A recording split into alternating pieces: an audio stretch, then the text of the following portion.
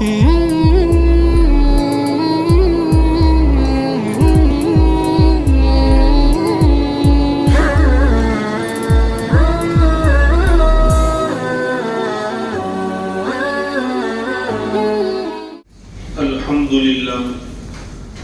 لله كفى وسلام على عباده الذين اصطفى أما بعد فأعوذ بالله من الشيطان الرجيم بسم الله الرحمن الرحيم إن الدين عند الله الإسلام وقال الله تبارك وتعالى ومن يبتغ غير الإسلام دينا فلن يقبل منه وهو في الآخرة من الخاسرين وقال الله تبارك وتعالى اليوم أكملت لكم دينكم وأتممت عليكم نعمتي ورضيت لكم الإسلام دينا صدق الله العظيم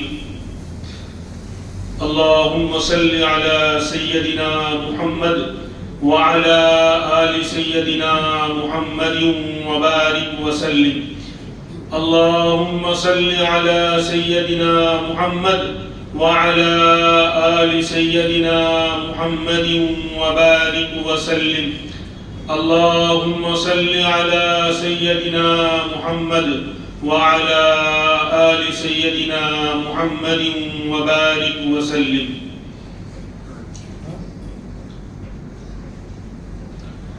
آج کا جو عنوان ہے وہ بہت ہی زیادہ حساس اور ہمارے لیے بہت زیادہ غور و فکر اور اس پر کچھ کر گزرنے کا مسئلہ ہے. UCC uniform civil code. اب اس سے پہلے تو وقف کا مسئلہ چل ہی رہا تھا، اب اس سے زیادہ سنگین مسئلہ یونیفارم سول کوڈ کا سامنے آ رہا ہے. اور اکثر مسلمان ایسے سخت حالات کے اندر بھی اس سے غافل ہیں. عام طور پر لوگوں کو پتہ ہی نہیں ہوگا یونیفارم سول کوڈ کیا ہے. اس قانون کے نافذ ہونے سے ہمارے دین میں، ہمارے اسلام میں اور قرآن کے نظام میں کیا تبدیلی اور کیا فرق آنے والا ہے. وقف کا مسئلہ اپنی جگہ پر ہے، لیکن اس سے زیادہ سنگین مسئلہ UCC کا ہے. شارٹ کٹ میں کہا جاوے تو یہ انہوں نے نعرہ لگایا ہے ون نیشن ون لا. ون نیشن ون لا، ایک ملک ایک قانون.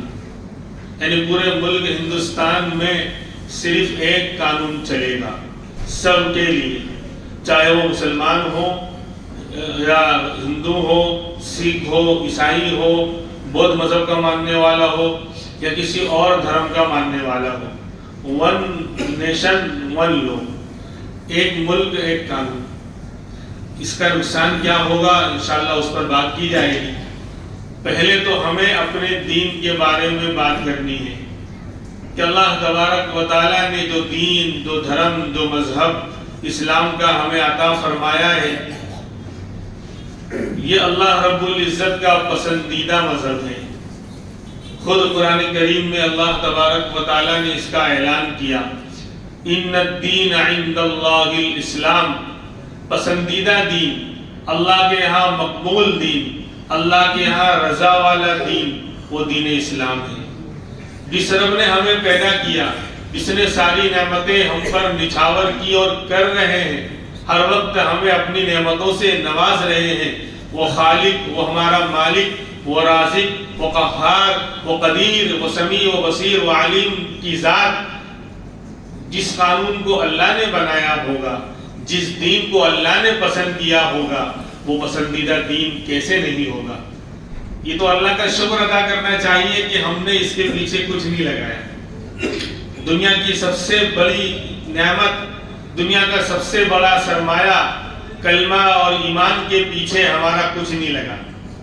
اللہ کا لاکھ لاکھ شکر، کرم اور احسان ہے کہ ایمان والے کے گھر میں اللہ نے ہمیں پیدا کر دیا، آنکھیں کھولنے کا موقع دے دیا.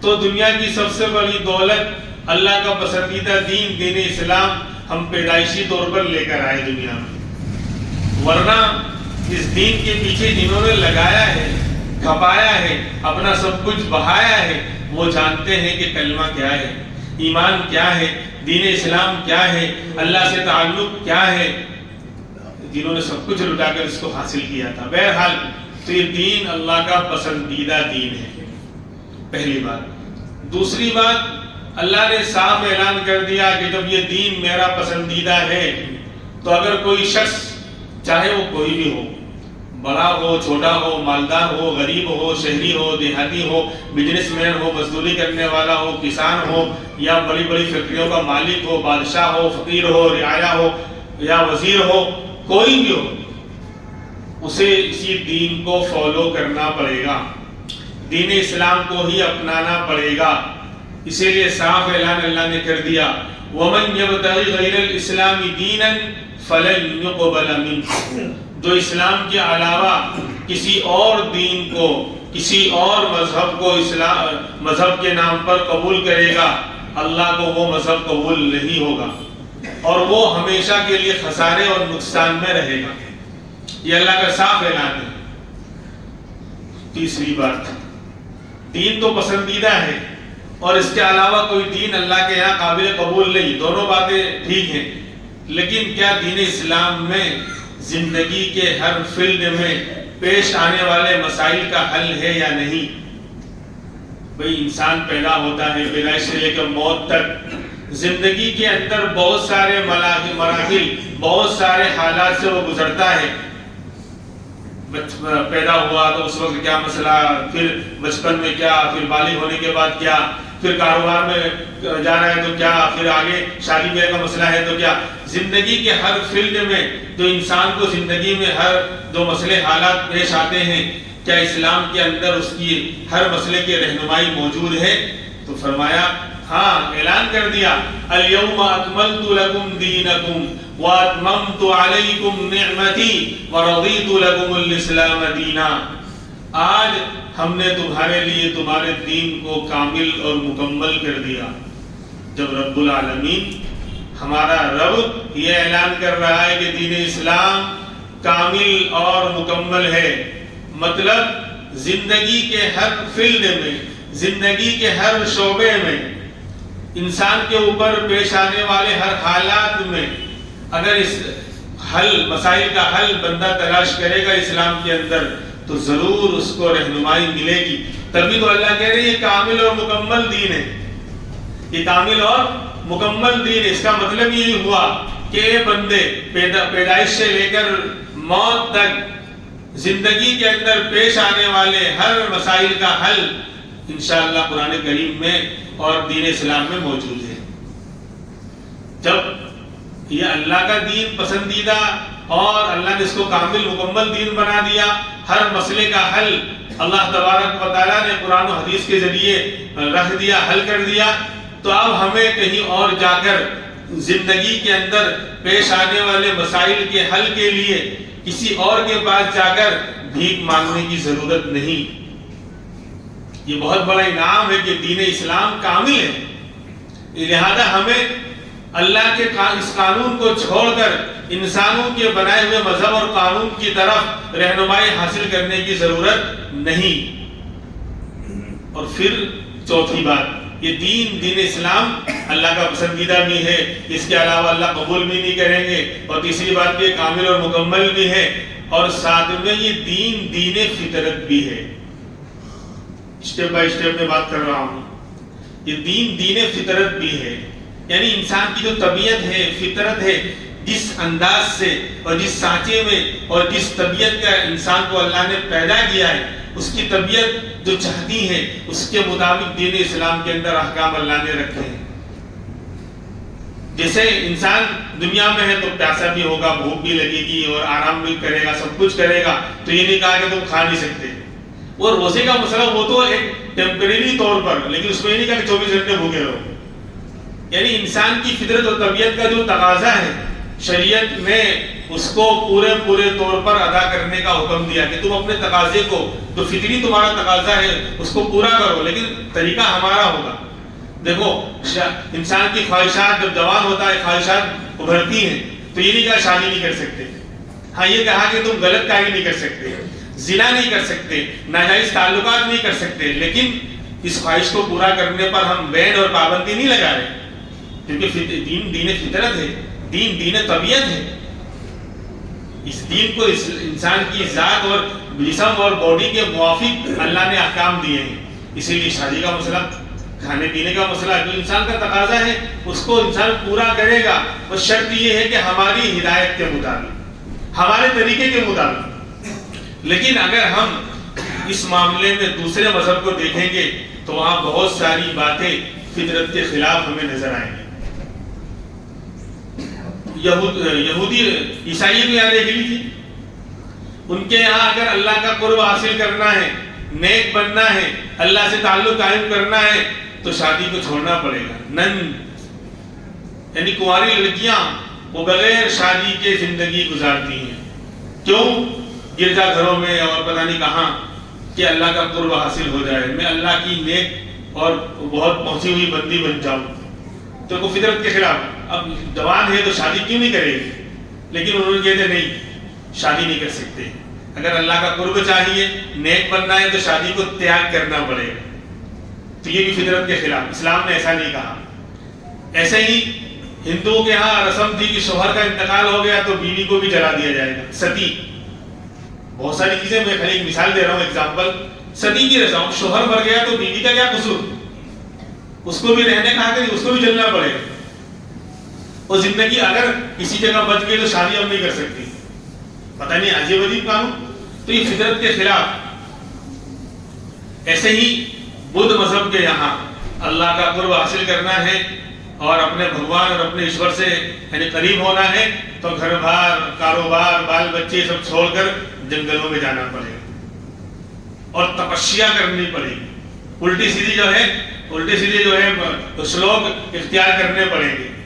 تو یہ ساری چیزیں فطرت کے خلاف ہیں۔ تو انسانوں میں پیدا ہوا ہے تو وہ جانوروں میں، جنگلوں میں کیوں رہے گا؟ خدا ہر جگہ ہے، تو اگر عبادت کے ساتھ کاروبار میں رہے، اسلام نے کہا کہ نہیں، خدا کو پانا ہے تو جنگلوں میں نہیں جانا ہے، بلکہ ہم نے تو خدا کو ہر جگہ پہچانا ہے۔ اس لیے خدا کو پانا ہے تو اپنوں میں بھی آنا ہے، سب کے حق کو بھی نبھانا ہے، اور ساتھ میں پھر محنت کر کے، کوشش کر کے خدا کو پانا ہے۔ یہ نہیں کہا کہ جنگلوں میں چلے جاؤ، یہ نہیں کہا کہ سب کچھ چھوڑ دو، بال بچوں کا بھی نہیں، کاروبار بھی نہیں، لوگوں سے ملنا جلنا بھی نہیں، یہ بھی دین ہے۔ حلال روزی حاصل کرنا، بال بچوں کا خیال رکھنا، رشتہ داروں سے ملنا، بیماروں کی عادت کرنا، اپنے سماج سوسائٹی میں رہنا، اگر دین کے مطابق صحیح طریقے پر رہنا، یہ بھی دین ہے۔ تو دیکھو، دین فطرت ہے ہمارا دین، انسان کی طبیعت کے جو بھی تقاضے ہیں اس کو اسلام پورا کرتا ہے، کسی پر پابندی نہیں لگاتا۔ ہاں، طریقہ بدلتا ہے کہ تم ناجائز تعلقات میں خواہش پوری کرنی ہے، ناجائز تعلقات نہیں کرو گے۔ خواہش پوری کرنی ہے تو شادی کرو حلال طریقے پر، وغیرہ وغیرہ۔ کاروبار کرو، روٹی کپڑا مکان کا مسئلہ ہے، حلال کاروبار کرو، ہم کا منع کر رہے ہیں؟ بلکہ جمعہ کے بعد کیا کہا جاتا ہے؟ نماز پڑھ لی، اب پھیل جاؤ زمین میں اور اللہ کی روزی کو تلاش کرو، کوشش کرو، محنت کرو۔ ہاں، طریقہ غلط نہیں ہونا چاہیے، طریقہ ناجائز نہیں ہونا چاہیے، مال حلال طریقے سے کماؤ، حرام نہیں ہونا چاہیے۔ تو بہرحال تو 4 باتیں میں نے بتائی، اسٹیپ بائی اسٹیپ اس کو یاد رکھیے۔ پھر UCC کا جو قانون آ رہا ہے اس کا کیا اثر پڑے گا وہ بتا رہا ہوں۔ ہمارا دین اسلام اللہ کا پسندیدہ دین ہے، اس کے علاوہ کوئی اور دین کوئی اختیار کرے گا وہ قابل قبول اللہ کے نہیں ہوگا، چاہے کوئی بھی ہو۔ اور تیسری بات کہ یہ دین کامل اور مکمل ہے، اس لیے زندگی کے اندر پیش آنے والے مسائل کے حل کے لیے کہیں اور جانے کی ضرورت نہیں۔ اور چوتھا کہ یہ دین فطرت بھی ہے، انسان کی طبیعت اور فطرت کے موافق قانون دیے گئے ہیں۔ تو جب اتنا شاندار دین دیا تو ہمارا جذبہ کیا ہے؟ اور الحمدللہ مسلمان کی ایمانی شان، ابھی وہ حالات اتنے بھی بدتر نہیں ہوئے کہ ایمان والا اپنی جان دے دے گا، اپنا سب کچھ قربان کر دے گا، لیکن اپنے دین کو چھوڑنے پر گوارا نہیں، تیار نہیں ہوگا۔ اسی کو تو کہا شاعر نے، جان مانگو جان دیں گے، مال مانگو مال دیں گے۔ جان مانگو جان دیں گے، مال مانگو مال دیں گے، ہم سے یہ نہ ہو سکے گا کہ نبی کا جاہ و جلال دیں گے۔ یعنی ہماری شریعت اور ہمارے نبی کی شان میں کوئی آنچ آ جائے، شریعت میں تبدیلی ہو جائے، خدا کا قانون بدل جائے، قرآن کے قانون کو بدل دیا جائے، یہ ہرگز ہم گوارا نہیں کریں گے انشاءاللہ۔ بولو انشاءاللہ۔ جذبہ تو ہونا چاہیے، نیت تو ہونی چاہیے کچھ کر گزرنے کی۔ ہمارے فلسطین والوں کی طرح حالات نہیں کہ وہاں جان کے نذرانے پیش کیے جا رہے ہیں اور پھر بھی ان کا جذبہ کم نہیں ہو رہا ہے، ان کا جو ہے اللہ سے تعلق کم نہیں ہو رہا ہے، ان کے جو ہے جذبات کے اندر کوئی کمی نہیں آ رہی، وہ بالکل ڈٹے ہوئے ہیں اور اڑے ہوئے ہیں اور ہر طرح کی قربانی دے رہے ہیں اور دیتے آئے ہیں، اور آئندہ بھی ان کے عزم و استقلال کے اندر، ہمت اور ارادے کے اندر کوئی کمی نہیں آ رہی۔ ہمارے پر وہ تو حالات نہیں، لیکن ابھی جذبہ تو رکھیں کہ انشاءاللہ جان جائے مال جائے، لیکن خدا کا قانون بدل جائے، قرآن ہم سے چھین لیا جائے، دین اسلام کا سودا ہو جائے، ہمارے ایمان کو ہم سے لے لیا جائے، یہ کبھی بھی ہرگز برداشت نہیں کریں گے انشاءاللہ۔ محنت بھی کریں گے، ہمارے اکابر کی طرف سے، ہمارے بڑوں کی طرف سے جو ہمیں ہدایات دی جائیں گی اس کے مطابق انشاءاللہ ہم عمل کریں گے۔ ہم اس ملک کے رہنے والے ہیں، یہ ملک امن و سلامتی کا گہوارہ رہا تھا اور ہے۔ کچھ لوگ اس کو ختم کرنا چاہتے ہیں، لیکن انشاءاللہ وہ ناکام ہوں گے، اور اس ملک کی جو تہذیب ہے وہ گنگا جمنا تہذیب انشاءاللہ اس کو باقی رکھیں گے۔ اب آگے چلیے، اب یہ جو قانون UCC یونیفارم سول کوڈ نافذ ہوگا تو کیا اثرات ہونے والے ہیں، کیا فرق پڑنے والا ہے اس دین پر جس کی میں نے ابھی تعریف آپ کے سامنے کی، جس کے بارے میں 4 باتیں میں نے بیان کی، جو ہمارا پسندیدہ دین ہے۔ اس کا اثر کیا پڑے گا؟ دیکھیے، یہ ملک ہندوستان ایک مذہب اور ایک دھرم کے ماننے والوں کا ملک نہیں رہا کبھی۔ یہاں یہ ملک رنگا رنگ تہذیب کا گہوارہ ہے، یہاں یہ ملک الگ الگ خوبصورت پھولوں کا ایک گلدستہ ہے، الگ الگ پھولوں کا ایک باغ ہے، الگ الگ ریت رواج والے، رسم و رواج والے، تہذیب والے، کلچر والے لوگ یہاں بستے آئے ہیں اور بس رہے ہیں۔ مختلف مذاہب کے لوگ یہاں مل جل کر رہتے آئے ہیں اور رہ رہے ہیں، یہی اس ملک کی پہچان ہے۔ کبھی بھی یہ ملک یہ نہیں ہوا کہ ون نیشن ون لا، ایک ملک ایک قانون کبھی نہیں ہوا، بلکہ مختلف مذاہب کے لوگ یہاں رہتے آئے ہیں اور رہ رہے ہیں، اور وہ ہر ایک مذہب والے کو اپنے مذہب پر پورا عمل کرنے کی آزادی ہے، اپنے مذہب پر پورے طور پر عمل کرنے کی آزادی ہے، اپنے تہذیب اپنے کلچر کو اپنانے کی پوری آزادی ہے۔ لیکن کچھ باطل اور فاسد ذہنوں نے جو ہے اس ملک کی اس تہذیب کو بدلنا چاہ رہے ہیں، اور یعنی یہ جو قانون نافذ ہوگا UCC تو صرف مسلمانوں کا نقصان نہیں بلکہ غیروں کا بھی نقصان ہے، ان کے بھی بہت سارے چیزوں میں جو تبدیلی آئے گی، چینجنگ آئے گی، یعنی ہندو ہوں کہ سکھ ہوں کہ عیسائی ہوں کہ بدھسٹ ہوں کہ جینی ہوں کہ اور کوئی دھرم کے ماننے والے ہوں، سب کے اوپر اس کا اثر پڑنے والا ہے۔ لیکن مسلمانوں پر چونکہ ہمارا قانون سب سے الگ ہے، ہمارا قانون آسمانی قانون ہے، دیگر مذہب والوں کا قانون انسانوں کا بنایا ہوا ہے، ہمارا قانون اللہ کا بنایا ہوا ہے، قرآن اللہ کی طرف سے آیا ہے، تو اس کے اندر تبدیلی مکمل یعنی بہت زیادہ تبدیلی آنے کا امکان ہے۔ کچھ باتیں میں نے نوٹ کی اور میں آپ کو بتا رہا ہوں کہ اس قانون کے نافذ ہونے سے ہماری شریعت، ہمارے دین اسلام میں اور قرآن کے نظام میں کیا تبدیلی آئے گی۔ بھائی ابھی تو یہ قانون نافذ نہیں ہوا، تو بھی ہمیں بہت سی جگہوں پر اپنے مذہب پر عمل کرنے کی آزادی نہیں دی جا رہی، ابھی تو نافذ نہیں ہوا۔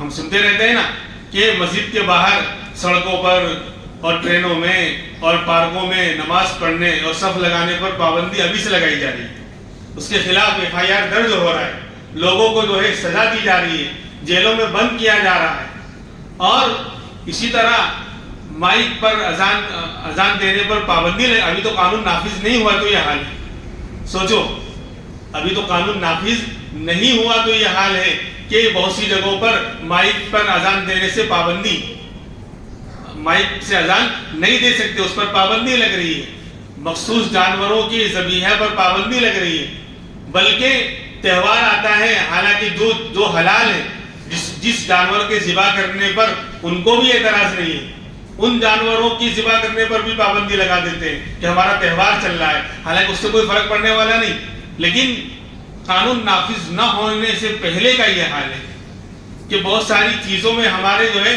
تبدیلی اور پابندیاں لگ رہی ہیں. سوچو اگر یہ قانون نافذ ہو گیا, ون نیشن ون لا, ایک ملک ایک قانون اگر یہ نافذ ہو گیا تو پھر ہماری بہت ساری چیزوں پر پابندی لگ جائے گی, بہت ساری چیزوں میں تبدیلی آ جائے گی. عبادتوں کا مسئلہ بھی جو ہے گڑبڑ ہو جائے گا. ہم 5 ٹائم اللہ کے گھر میں آ کر عبادت کرتے ہیں, نماز پڑھتے ہیں, تو قانون نافذ ہوگا تو کہیں گے بھائی بھیڑ نہیں کرنے کا. کوئی بھی بہانہ کر سکتے ہیں, جب ایک قانون چلے گا تو سب پر ایک قانون کہ بس جتنا چاہیں گے اتنا آنے دیں گے, 2 مرتبہ آ سکتے ہو مسجد میں, یا تھوڑا اور حالت خراب ہوئے تو کہیں گے 1 مرتبہ آ سکتے ہو, مسجد میں نماز پڑھنے ہی نہیں آ سکتے. وہ قانون جو بھی بنائیں گے تو اپنے حساب سے بھی نافذ کریں گے, وہ ہمارے اسلامی قانون کے پابند نہیں ہوں گے. پھر یہ نافذ یعنی وہ کہیں گے کہ ملک کی جو ہے سکون کے لیے اور ماحول خراب نہ ہو اس لیے بھیڑ بھاڑ کرنے کی ضرورت نہیں ہے, ہر جمعہ کو آنے کی ضرورت نہیں ہے, مہینے میں 1 مرتبہ جمع ہو, اور دن میں 2 مرتبہ فجر پڑھو اور عشاء پڑھو, باقی دنوں میں مت جمع ہو, بھیڑ مت کرو. یعنی جو جی میں آئے گا وہ کرے. کھانے پینے پر پابندی کی, ابھی تو صرف آوازیں لگتی ہیں, باقاعدہ جب یہ قانون بن جائے گا تو کیا کھا رہے ہو اور کیا کھانا ہے اور کیا نہیں کھانا ہے یہ سب طے ہوگا کورٹ سے, حکومت کی طرف سے. یعنی ہمیں اپنے کھانے پینے کے اندر بھی غلام بننا پڑے گا, ان کے قانون کے مطابق چلنا پڑے گا. پھر نکاح کے اندر مسئلے کھڑے ہوں گے. ابھی تو اسلام کا ہمارا قانون ہے, ہم کہیں بھی نکاح پڑھ سکتے ہیں, سمجھے, ہم کہیں بھی. ہاں, اسلام جتنا آسان ہے کہ 2 عاقل بالغ مرد ہوں اور میاں لڑکا لڑکی ہوں, آمنے سامنے ایجاب و قبول کر لیں, 2 عاقل بالغ گواہوں نے سن لیا, نکاح ہو گیا. کتنا ایزی. لیکن پھر کیا ہوگا کہ وہ باقاعدہ قانون بنائیں گے, آپ کو جو ہے کورٹ میں اپلیکیشن دینا پڑے گا, درخواست دینی پڑے گی کہ ہم نکاح کرنا چاہتے ہیں. پھر وہ چیکنگ کریں گے کس سے کرنا چاہتے ہیں, کون ہے, عمر کیا ہے, 21 سال سے کم پہ نہیں ہوگا, وغیرہ وغیرہ. اور آپ جانتے ہیں کہ اس ملک میں کورٹ میں مسئلہ جاتا ہے تو 2025 کا 2030 میں بھی حل ہو جائے تو بڑی بات ہے. تو پھر تاریخ پر تاریخ, شادی کرنے کے لیے تاریخ پر تاریخ ملتی رہے گی. آپ کہ ابھی جو ہے جج صاحب سفر میں ہیں, بعد میں پھر جو ہے اگلی سنوائی 3 مہینے کے بعد ہوگی. اب نکاح کرنا ہے تو بھی پینڈنگ میں, اور 21 سال کی شرط, اور ساتھ میں پھر کہ باقاعدہ رجسٹریشن وہاں سے کرانا پڑے گا. آپس میں ہم نے نکاح کر لیا, سب جان رہے ہیں, سب چل رہا ہے کہ نہیں. بہت سے لوگ نکاح نامہ نہیں بنوایا ہے, پرانے لوگ اور نئے لوگ بھی, لیکن ہر معاشرہ اس کو جانتا ہے کہ بھئی میاں بیوی آپس میں رہتے ہیں, کوئی مسئلہ نہیں ہے. لیکن وہاں اگر آپ کے پاس کورٹ کا رجسٹریشن اور کارڈ نہیں ہے, سرٹیفکیٹ نہیں ہے, تو آپ کو مجرم قرار دیا جائے گا کہ آپ میاں بیوی نہیں ہو, آپ جھوٹ بول رہے ہو, آپ غلط طریقے سے رہ رہے ہو, کچھ بھی. اور رجسٹریشن کرانے کے لیے وہ 2 فیس طے کریں, 20,000 25,000 50,000, جو بھی منہ مانگی فیس طے کریں گے وہ دینا پڑے گا. تو آپ جو غریب آدمی ہیں وہ اس نکاح کرنا چاہتا ہے لیکن اس لیے کورٹ میں نہیں جائے گا کہ پیسے کہاں سے لائے, تو آپ نکاح کرنا دشوار ہو جائے گا.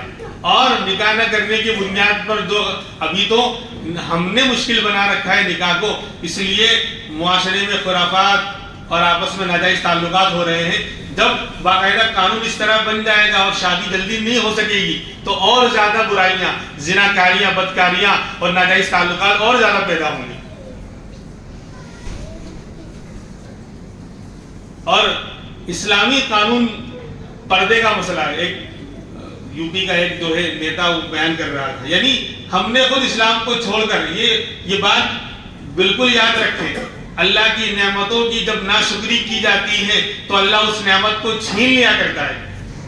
وقف کے اندر ہمارے آبا و اجداد نے جو زمینیں نعمتوں کے طور پر ہمیں چھوڑ کر گئے تھے, ہمیں دے کر گئے تھے, اگر ہم اس کو آج اچھی طرح استعمال کرتے, اس میں ظلم اور کرپشن نہ کرتے, غلط طریقے سے اس کو استعمال نہ کرتے, تو اللہ یہ نعمت چھین کر غیروں کو نہ دیتا، غیروں کی نگاہیں نہ اٹھتی. لیکن شکرتم لازیدنکم، میرے رب کا قانون ہے کہ اگر تم شکر ادا کرو گے تو ہم نعمت کو بڑھائیں گے، اور تم ناشکری کرو گے ہم نعمتوں کو چھین لیں گے. تو ہم نے یعنی گویا کہ یہ جو غیروں کی نگاہیں اٹھی ہیں وقف کی طرف، وقف کی ملکیت کی طرف، وہ ہماری سستی، ہماری لاپرواہی، ہماری کمزوری کی وجہ سے ہم نے اس نعمت کی قدر نہیں کی. ورنہ کوئی مسلمان غریب نہیں رہتا. خالی ان زمینوں، ریلوے کے بعد سب سے زیادہ زمینیں مسلمانوں کے اوقاف کی ہیں اس ملک کے اندر. مسلمان فقیر نہیں ہیں، مسلمان مالدار ہیں. آبا و اجداد نے، ہمارے پرکھوں نے اتنا زیادہ سرمایہ ہمارے لیے چھوڑ کر وہ گئے ہیں کہ ہم فقیر نہیں ہیں. آج کوئی مسلمان بے گھر نہیں ہوتا. ہر علاقے میں ٹرسٹ اور تنظیمیں بنائی جاتی، جہاں مدرسے کی ضرورت ہے وہاں وقف کی زمین پر مدرسے بنائے جاتے، جہاں کالج اسکول کے وہاں کالج، جہاں دواخانے وہاں دواخانے، اور جہاں مسلمانوں کے رہنے کا مسئلہ ہے تو بڑے بڑے جو ٹاور کھڑے کر کے معمولی کرائے پر بھی دیتے تو کرایہ وقف کو ملتا، اس کی آمدنی اور بڑھتی، اور مسلمان کوئی غریب بے گھر نہ رہتا. آگے اسکیمیں نکال کر وہی گھر کا مالک ان کو بنا دیا جاتا دھیرے دھیرے قسطیں بھر بھر کے. تو اگر ہم ان اوقاف کی زمینوں کو صحیح طریقے سے مینجمنٹ کرتے تو کوئی مسلمان غریب نہ رہتا. ہماری یہ شکایتیں، یہ شکوہ نہیں رہتا کہ ہمارے پاس دواخانے نہیں ہیں، ہمارے پاس اچھے کالج نہیں ہیں، ہمارے پاس اچھی اسکولیں نہیں ہیں، ہمارے پاس مدرسے نہیں ہیں، ہمارے پاس اچھی مسجدیں نہیں ہیں، ہمارے پاس فلاں چیزیں نہیں ہیں. یعنی ہر چیز شاندار طریقے پر اس کا نظام ہوتا. تو ہم نے ناقدری کی تو اللہ نے چھین لی. مطلب اللہ اب غیروں کی نگاہ اس پر پڑ رہی ہے. ایسے ہی اسلام کے دوسرے احکام کے بارے میں مسئلہ ہے. جب ہم نے شادی کو مشکل بنا دیا، جب ہم نے شادی کو مشکل بنا دیا اور شادی میں بے حیائی اور برائی کو داخل کر دیا تو اللہ کہتے ٹھیک ہے اب تمہاری شادی اور زیادہ مشکل بنا دوں گا میں. اب ایسا قانون نافذ کریں گے لوگ کہ تمہاری شادی بیاہ ہر چیز اور زیادہ مشکل ہو جائے گی. تم خود ہی مشکل بنا رہے ہو، تم خود ہی چاہتے ہو. وہ یو پی کا وہ نیتا کہہ رہا تھا کہ پہلے میں مسلموں کی شادی میں جاتا تھا تو دیکھتا تھا کم سے کم شادی کے فنکشنوں میں جو بڑی عمر کی ہماری چاچیاں ہوتی تھی وہ پردے میں رہتی تھی، وہ برقعے وغیرہ پہن کر آتی تھی. اب میں دیکھتا ہوں کہ کوئی پردے والی عورت نظر ہی نہیں آتی، سب بے حیائی، یعنی بڑی عمر کی عورتیں بھی، جوان تو جوان، سب بے حیائی کی طرف اور بے پردے کی طرف چلی گئی ہیں. تو پھر وہ کہتا ہے کہ جب مسلمانوں کو خود اپنے قانون کی نہیں پڑی ہے، اسلامی پردے کی نہیں پڑی ہے تو پھر کیوں چیخ رہے ہیں؟ یہ فجر کے اندر جو ہے لوگ مسجدیں خالی ہوتی ہیں تو بہت سے علاقوں میں یہ کمپلین باقاعدہ یعنی داخل کی گئی کورٹ میں FIR کہ 2-3 لوگ مسجد میں نماز پڑھنے آتے ہیں گاؤں میں اور بستی میں اور مائک سے اذان دیتے ہیں، سب کی نیندیں خراب کرتے ہیں. غیروں نے یہ باقاعدہ یہ جو ہے رپورٹ داخل کی کہ 2-3 لوگوں کے لیے صبح میں جو ہے مائک چالو کر کے اذان دینا کہ سب کی نیند کو خراب کرنا ہے. یہ آتے تو ہے نہیں نماز پڑھنے تو کیا ضرورت ہے مائک پر اذان دینے کی؟ تو گویا ہم خود ان نعمتوں کی ناقدری کر کے، اسلام کے احکام پر عمل نہ کر کے ہم خود جو ہے دوسروں کو موقع دے رہے ہیں. اور اللہ کا ضابطہ ہے کہ ہماری نعمتوں کی ناقدری کرو گے ہم چھین لیں گے اور ایسا قانون لائیں گے، ایسی چیزیں لائیں گے تم برداشت بھی نہیں کر پاؤ گے. یہ اللہ کی پکڑ ہے. وَلَئِن كَفَرْتُمْ إِنَّ عَذَابِي لَشَدِيدٌ. تو بہرحال نکاح کرنا مشکل ہو جائے گا اور آپس میں نکاح تو کر ہی نہیں سکتے، کورٹ میں جانا پڑے گا، اپلیکیشن دینا پڑے گا، وہ منظور کریں گے، پتہ نہیں سال میں منظور ہو کہ 2 سال میں منظور ہو کہ 5 سال میں منظور ہو، اور پھر رجسٹریشن کروانا پڑے گا. تو اب اس پر کتنی فیس طے کریں گے؟ 10,000 20,000 50,000. 1 نیشن 1 لا، ایک ملک ایک قانون، یہ یونیفارم سول کوڈ. افسوس کی بات ہے 3 طلاق کا مسئلہ ابھی مسلمانوں کو نہیں معلوم، تو غیروں کو معلوم ہے 3 طلاق میں کیا ہوتا ہے. لیکن ابھی میں کھڑے کر کے 100 نوجوانوں کو پوچھوں گا نہیں، کسی کو نہیں معلوم ہوگا 3 طلاق کا کیا مطلب ہے اور اس کا حکم کیا ہے. اور موبائل پر سب کچھ کروا لو، الٹی سیدھی حرکتیں کروا لو اور سیکس والے ویڈیوز دکھوا لو اور گندی گندی فلمیں دیکھ لو، چیٹنگ کروا لو، سب کریں گے. لیکن اتنا ضمیر مر چکا ہے، اتنی غفلت اور سستی آ چکی ہے کہ ڈیبیٹ 2-3 سال پہلے ہوئے تھے طلاق پر، غیر نان مسلم کو جانتے ہو گئے طلاق کی فلاں قسم ہے، طلاق اس کو کہتے ہیں، طلاق یہ، لیکن ہمارا نوجوان نہیں جان سکا اسی غفلت اور لاپرواہی۔ تو جب اللہ کا دین بڑا بے نیاز ہے، اللہ غنی ہے، اللہ کا دین دین اسلام اتنا سستا دین نہیں ہے کہ اگر ہم اس کو فالو نہیں کریں گے، اس نعمت کو ٹھکرائیں گے تو اللہ یہ نعمت چھین لے گا ہم سے۔ وَإِن تَتَوَلَّوْا يَسْتَبْدِلْ قَوْمًا غَيْرَكُمْ ثُمَّ لَا يَكُونُوا أَمْثَالَكُمْ۔ اگر تم روگردانی کرو گے، اسلام سے اپنے آپ کو پھراؤ گے، اتنے بہترین قانون کی ناقدری کرو گے، تو اللہ اس قانون کو تم سے چھین لے گا اور دوسروں کو لا کر کھڑا کرے گا۔ یورپ، امریکہ میں اور دوسرے ملکوں میں چلے جائیے، جو لوگ اسلام کے دشمن تھے وہ اسلام قبول کر رہے ہیں، اور ہم سے زیادہ اس کو فالو کر رہے ہیں، ہم سے زیادہ سنت کی پابندی کر رہے ہیں، ایک ایک یعنی چیز پر جان جان کر وہ لاکھوں روپے خرچ کر کے سنت پر عمل کر رہے ہیں۔ ہم تو فرائض کو چھوڑ رہے ہیں، سنت کی بات کیا کرنا۔ خیر، تو نکاح کرنا مشکل ہو جائے گا، اور بھی چیزیں ہیں۔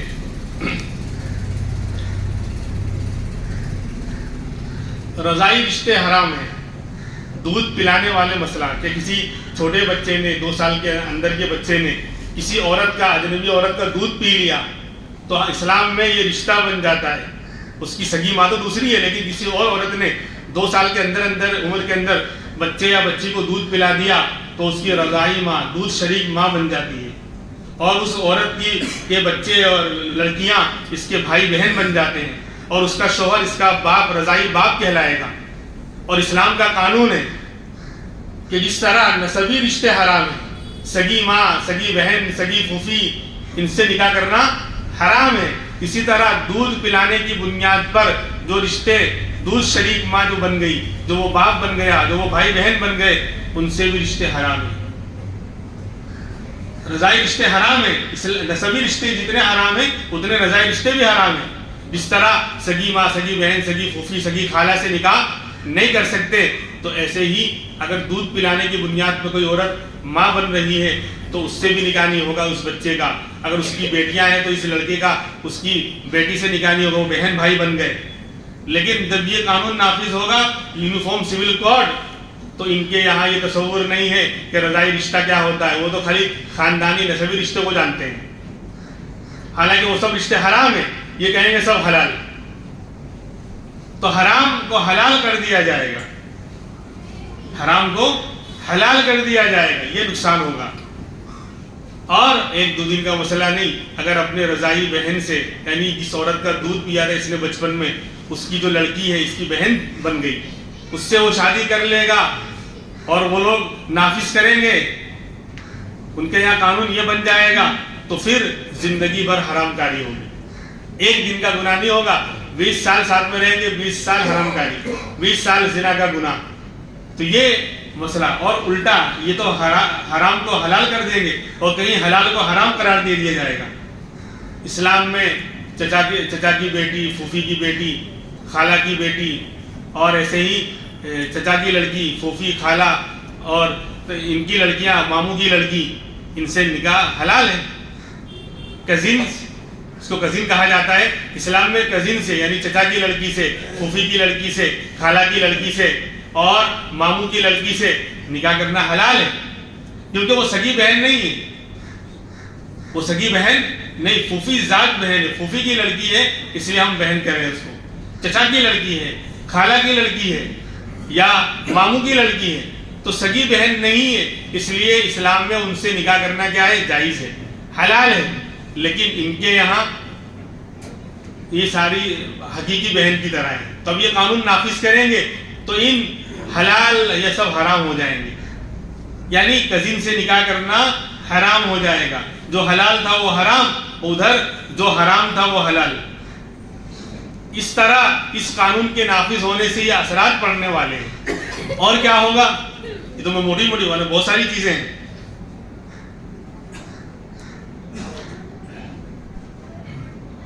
2 بچے سے زیادہ رکھنا یہ حرام ہوگا، ناجائز ہوگا۔ 2 بچے سے زیادہ، ہم 2 ہمارے 2، یہ تو پہلے سے ہی نعرہ ابھی بھی چل رہا ہے، ابھی تو قانون بنا نہیں۔ جب قانون بن جائے گا تو ہو سکتا ہے 2 کا رکھیں کہ 1 کا رکھیں، ہم 2 ہمارے 2، اب 2 بچے، اور ہو سکتا ہے کہ 2 بچے ہونے کے بعد باقاعدہ آپ کو یعنی بچہ پیدا کرنے کی طاقت ہی ختم کروا دیں، نسل بندی کروا دیں۔ یہ سب ہوا تھا نا اندرا گاندھی کے زمانے میں، تو جب یہ قانون، اس وقت قانون نہیں تھا، جب یہ قانون مکمل بن جائے گا تو پھر ہو سکتا ہے کہ 2 کے بعد نسبندی کروا دی، اب بچے پیدا ہی نہیں ہوں گے، پھر آگے کیا ہوگا؟ 2 بچے ہوئے تھے، ایک 4 سال میں انتقال ہو گیا، ایک 6 سال میں انتقال ہو گیا، اب میاں بیوی جو ہے، بڈھا بڈھی جو ہے پریشان، نسل ختم ہوتی جائے گی، اسلامی یعنی مسلمانوں کی بلکہ سب کو ختم کرنے کی ایک سازش۔ تو یہ قانون اگر نافذ ہوگا تو بچے پیدا کرنے پر بھی پابندیاں لگنے والی ہیں۔ اور طلاق کے مسائل، ابھی تو ہم اپنی رضامندی سے آپس میں بیٹھ کر نکاح بھی کر لیتے ہیں، اور طلاق کا مسئلہ ہے تو بھی کر لیتے ہیں۔ جو مسلمان غلط کر رہا ہے وہ اس کا وہ ذمہ دار ہے، اس کا اسلام سے لینا دینا نہیں۔ جو کیا گھر میں آیا مرچ تیز، دماغ تیز، 1 2 3، یہ جو شارٹ کٹ سے جو طلاق دے رہے ہیں وہ اس کا اسلام سے لینا دینا نہیں ہے۔ لیکن اسلامی قانون یہ ہے کہ جس طرح نکاح ہوتا ہے تو آپس میں سکون کے ساتھ، آسانی کے ساتھ نکاح ہو جاتا ہے، تو طلاق کا مسئلہ بھی کہ نہیں بن رہی ہے، بہت کوشش کر لی اور سارے پاپڑ بیل لیے، جو پروسیس بہت سارے ہیں طلاق سے پہلے کے جو ہم نہیں جانتے، بالکل بہت کم لوگ جانتے ہیں، وہ سارے پروسیس کر لیے۔ تو اب ہمارا اسلامی قانون کیا کہتا ہے؟ مل بیٹھ کر اچھے ماحول میں آپس میں یعنی طلاق لے لو، جدا ہو جاؤ۔ شوہر نہیں دے رہا ہے تو بیوی خلا لے سکتی ہے، لیکن جب یہ قانون بن جائے گا تو شوہر کو بھی طلاق دینے کا حق نہیں ہوگا، عورت بھی خود خلا نہیں کروا سکتی، باقاعدہ کورٹ میں اپلیکیشن دینا پڑے گا۔ جس طرح نکاح کا مسئلہ آیا ابھی، اسی طرح باقاعدہ کورٹ میں طلاق کے لیے اپلیکیشن دینا پڑے گا۔ پھر کب قبول ہوگا؟ 2025 کا 2030 میں بھی ہو جائے تو بڑی بات ہے، تب تک جھیلتے رہو۔ اپلیکیشن کب قبول ہوگی اور کب نافذ ہوگی، کب سنوائی ہوگی، اور پھر وہ طلاق چھٹا چھڑا کس طرح کروائیں گے، اس پر کیا پروسیس ہوں گے، تو سارا نظام، طلاق کا نظام بھی ختم ہو جائے گا۔ یعنی ہمارے اختیار میں کچھ نہیں رہے گا، کورٹ فیصلہ کرے گی، اور کورٹ میں کوئی مسلمان ہونا ضروری تھوڑی ہے، غیر ہوں گے، وہ اپنے حساب سے جو ہے اسلام کے خلاف فیصلے کریں گے۔ ہو سکتا ہے اس پر بھی جو ہے کچھ معاوضہ طے کر دیا جائے، جب ہر چیز کو کورٹ میں لایا جا رہا ہے تو کام بڑھے گا تو فیس بھی بڑھا دی جائے، تو طلاق دینے پر بھی فیس اور بہت بڑا معاوضہ لیا جائے گا۔ اور انسان یعنی طلاق دینا چاہے اور آپس کی کیا کہ تعلقات کو ختم کرنا چاہے تو خود نہیں کر سکتا، کورٹ میں جانا پڑے گا۔ ایسے ہی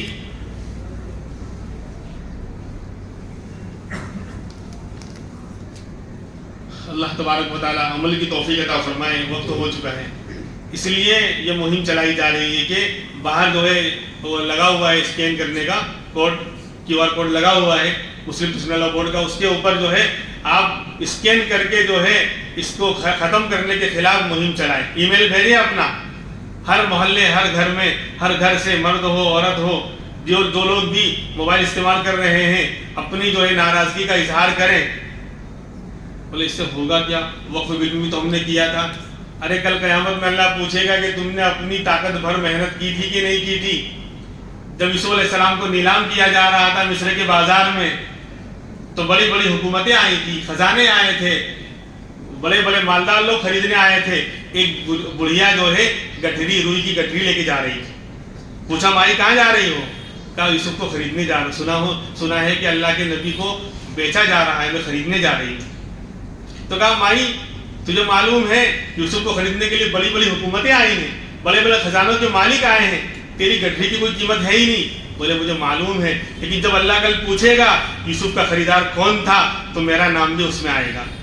تو کل اللہ پوچھیں گے کہ میرے قانون کو ختم کیا جا رہا تھا، اسلام کے قانون کے خلاف انسانوں کا گھٹیا بنایا ہوا قانون نافذ کیا جا رہا تھا، قرآن کے نظام کو ختم کیا جا رہا تھا، تم نے کیا کیا تھا؟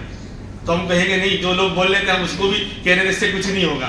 تو تمہارے بولنے سے کیا ہوگا؟ تم کیا جو لوگ اکابر کے خلاف، جو بھی ہمارے اکابر مشورہ کر کے جو بات طے کرتے ہیں ان کے خلاف کہتے ہیں یہ ایک دم سے اعلان کیوں نہیں ہوتا، نکل پڑے، اسکین کرنے کے لیے تیار نہیں ہے، فجر میں اٹھنے کے لیے تیار نہیں ہے، اور جو فرائض 5 ٹائم کی نماز پڑھنے کو تیار نہیں ہے، 10 روپے مسجد میں صدقہ کرنے کے لیے، جان مال اتنا دین کے لیے خرچ کرنے کو تیار نہیں ہے، خاک وہ نکلیں گے باہر، اور پھر سروں پہ ہاتھ کون رکھے گا؟ مسئلہ ہم اتنے بہادر تھوڑی ہیں، اس لیے اکابر کی طرف سے جو بھی رہنمائی آئے اس کو فالو کریں، اور ہر کوئی اسکین کرے، نماز کے بعد بھی 15 تاریخ تک کرنا ہے۔ 4 لاکھ کے قریب ہی ہوئے ابھی، اور 70-80 لاکھ کی آبادی ہے گجرات میں، تو ایک اچھی خاصی تعداد جانی چاہیے، آدھے سے زیادہ 40 کے اوپر، تاکہ لگے کہ ہاں ہم اس کے مخالف ہیں، ہمیں قانون پسند نہیں ہے۔ اللہ تبارک و تعالیٰ خیر کا معاملہ فرمائے، اللہ تبارک و تعالیٰ اس قانون کو ختم فرمائے۔ اسلامی اور دینی قانون پر ہم جینا اور مرنا چاہتے ہیں، اللہ تبارک و تعالیٰ ہماری مدد فرمائے۔ وآخر دعوانا الحمد للہ رب العالمین۔